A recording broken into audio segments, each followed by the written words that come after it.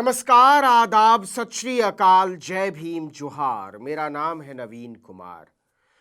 ममता बनर्जी बंगाल की विधानसभा में दहाड़ रही थी, वोट चोर गद्दी छोड़। यह नारा भारतीय राजनीति का सबसे बड़ा नारा बन चुका है। मोदी इस नारे के शोर को न तो अपनी लफ्फाजियों से मध्यम कर पा रहे हैं और न ही अपने आंसुओं से। वो हंसते भी हैं तो लोग नौटंकी समझते हैं और रोते भी हैं तो नौटंकी। याद कीजिए, संसद के मानसून सत्र के आखिरी दिन गूंजा हुआ नारा सदन के पटल पर रख सकते हैं। इस सत्र की समाप्ति की ओर अग्रसर हैं। यह सिलसिला रुकने का नाम नहीं ले रहा है। जनता के बीच वोट चोर गद्दी छोड़ नारे की पहुंच और प्रसार का अंदाजा लगा लीजिए कि भाजपा के नेता बिहार में मोदी की मां के सम्मान में बंद कराते फिर रहे थे और उन्हीं के मुंह पर नारे लग रहे थे, वोट चोर गद्दी छोड़।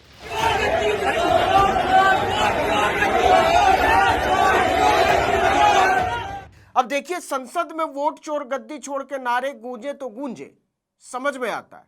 कांग्रेस की प्रभावी मौजूदगी थी। बिहार में वोट चोर गद्दी छोड़ के नारे गूंजे तो समझ में आता है, वहां कांग्रेस और आरजेडी, सीपीआईएमएल, वीआईपी सबकी अच्छी खासी मौजूदगी है। लेकिन बंगाल की विधानसभा में यह नारा क्यों गूंजा? वहां ना तो कांग्रेस कुछ खास स्थिति में है, न वहां चुनाव होने वाले हैं हाल फिलहाल, और न ही वहां मोदी कोई बड़ा फैक्टर है।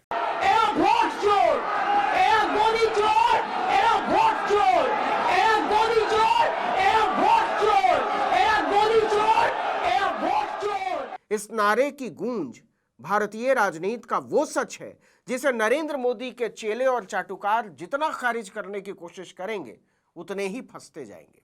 दरअसल मोदी को बचाने के चक्कर में भाजपा अपने मूल में एक लोकतंत्र विरोधी पार्टी के तौर पर चिन्हित होती चली जा रही है।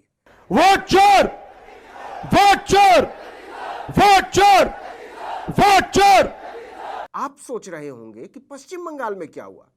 दरअसल ममता बनर्जी ने देश के अलग अलग भाजपा शासित राज्यों में बंगाली प्रवासियों पर हो रहे अत्याचारों के खिलाफ प्रस्ताव पारित करने के लिए 3 दिनों का एक विशेष सत्र बुलाया था। 1 सितंबर से 4 सितंबर तक।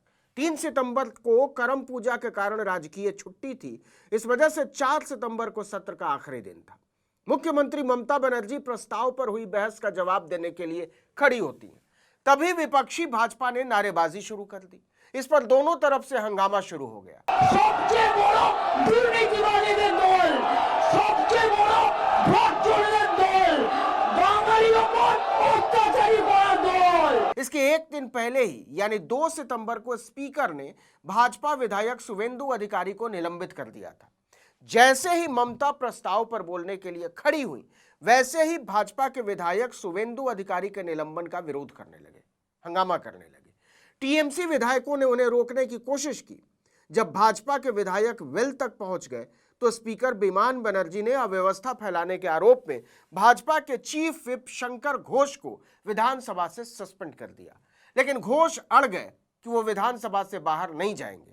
उनके इनकार करने पर मार्शलों को बुलाया गया, लेकिन भाजपा के विधायक मार्शलों के साथ उलझ गए।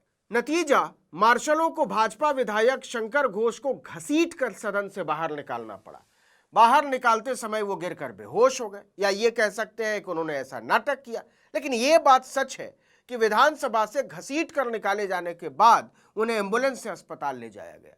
घोष के अलावा 4 अन्य भाजपा विधायक अग्निमित्रा पॉल, मिहिर गोस्वामी, बंकिम घोष और अशोक डिंडा को भी सदन से निलंबित कर दिया गया। इसके बाद तो ममता बनर्जी अपने रौद्र रूप में आ गई।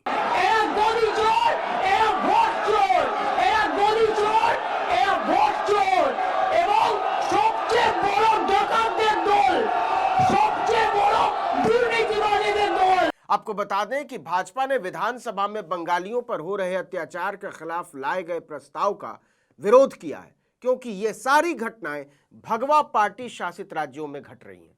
इस प्रस्ताव पर बोलते हुए ममता बनर्जी ने कहा कि हम हिंदी या किसी अन्य भाषा के खिलाफ हरगिज नहीं है, लेकिन भाजपा बंगाली विरोधी है। उसकी मानसिकता तानाशाह और औपनिवेशिक है। वो बंगाल को अपना उपनिवेश बनाना चाहती है। भाजपा ने विदेशी ताकतों के सामने भारत का सम्मान बेच दिया है। ममता ने कहा, केंद्र कभी अमेरिका के सामने तो कभी चीन के सामने भीख मांगता रहता है। इतना ही नहीं, ममता बनर्जी ने कहा कि भाजपा भ्रष्ट लोगों की पार्टी है।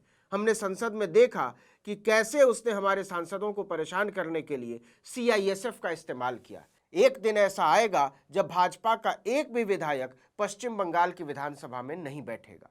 बस कुछ दिन इंतजार कीजिए, लोग आपको सत्ता से बाहर कर देंगे। बीजेपी चोर, मोदी चोर, बीजेपी चोर, उड़ीसा चोर, उड़ीसा चोर, उड़ीसा चोर, उड़ीसा चोर। दरअसल ये सारी जोर आजमाइश बंगाल में सत्ता समीकरण को साधने के लिए है। बिहार का चुनाव खत्म होते ही बंगाल चुनाव की गहमा गहमी शुरू हो जाएगी। राज्य में 2026 में विधानसभा के चुनाव होने हैं। भाजपा 2021 में पहली बार बंगाल में विपक्षी पार्टी बनी। हालांकि दिल्ली से गए पत्रकारों ने शोर ऐसा मचाया था जैसे ममता कहीं लड़ाई में है ही नहीं, लेकिन ममता ने मोदी के रथ को 77 पर ही रोक दिया था। वहीं ऑल इंडिया तृणमूल कांग्रेस को 213 सीटें आई थीं। 2016 की तुलना में 2 सीटें बढ़ी गई थीं। दरअसल बंगाल मोदी का नासूर है, क्योंकि अपने पूरे कार्यकाल के दौरान वो इस किले को कभी भी भेद नहीं पाए। अब वो 2026 में तृणमूल कांग्रेस को कांटे की टक्कर देने की कवायद में है। हालांकि भाजपा को यह भी पता है कि ये आसान नहीं है।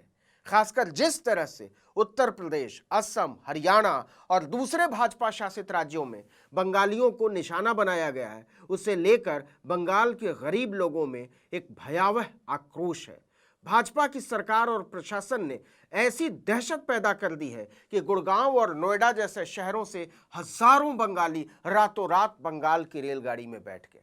ऐसे में हरियाणा और दिल्ली की तरह RSS बंगाल में भी उसकी ढाल बनने की कोशिश कर रहा है।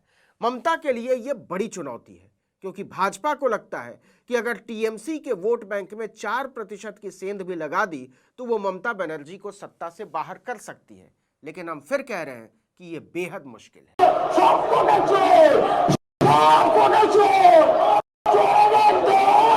अब देखिए कि भाजपा और ममता बनर्जी की इस लड़ाई में सबसे ज्यादा फालूदा बन रहा है नरेंद्र मोदी की इज्जत का। संसद में उनके मुंह पर वोट चोर गद्दी छोड़ के नारे लग रहे हैं, विधानसभा में वोट चोर गद्दी छोड़ के नारे लग रहे हैं, और सड़कों पर तो लग ही रहे हैं।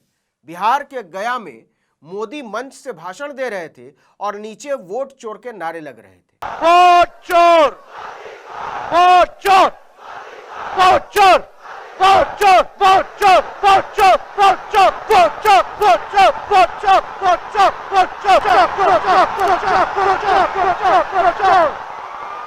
भारत के इतिहास में किसी भी प्रधानमंत्री की प्रतिष्ठा ऐसी धूमिल कभी नहीं हुई कि जनता से लेकर विधायक, सांसद और मुख्यमंत्री तक उसे चोर कह रहे हैं और प्रधानमंत्री रोते फिर रहे हैं। इस वीडियो में इतना ही, लेकिन अगर आपने आर्टिकल 19 इंडिया को अब तक सब्सक्राइब नहीं किया है तो फौरन कर दीजिए, बेल आइकॉन दबाइए, घंटी जैसी आकृति लाइक कीजिए और कमेंट करके बताइए हमारा वीडियो आपको कैसा लगा। हमारा ट्विटर हैंडल है article19_India और मेरा ट्विटर हैंडल है नवीन जर्नलिस्ट। नमस्कार।